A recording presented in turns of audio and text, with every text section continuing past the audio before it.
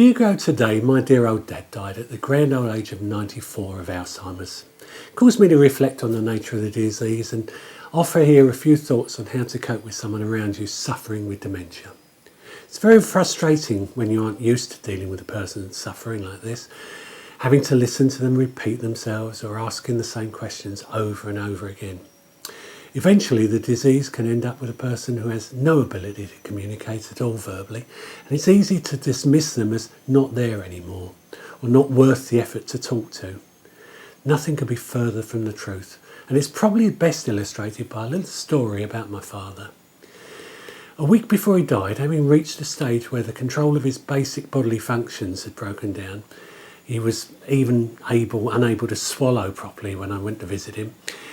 I was going to take him out in his chair for a walk along the river, but he needed a bit of a clean up after breakfast first. I asked the carer in the home to give his face a wipe over, and she kindly obliged. He was a bit deaf, so she leant in close and shouted in his ear that she was just going to wash his face. He gave a small nod of understanding. And when finished, she said, "There you go, Frank, all looking smart for a walk in the park."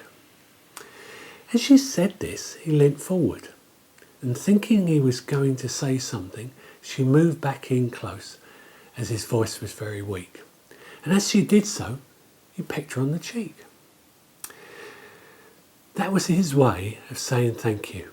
He couldn't speak, but it illustrates very well that although you might find the one-sided conversations boring, the continued repeating of facts to a person is still not there, and although they may not be able to reply, they do understand, even if they won't be able to remember 5 minutes later.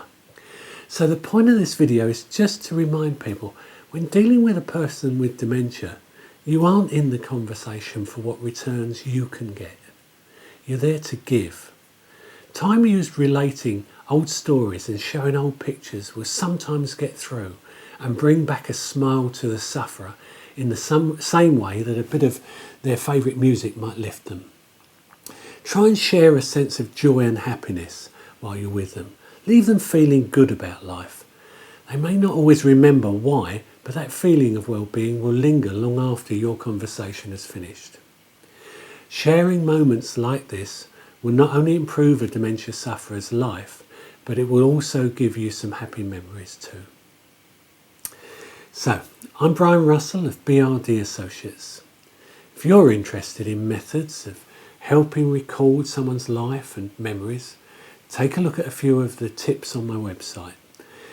The website is www.brd.uk.com, and you'll find it on the genealogy page under the video services tab. There's a link below this video. Have a good day now, and remember, conversation isn't always a two-way thing, but it's still just as valuable, especially when you're dealing with people with dementia. Cheers.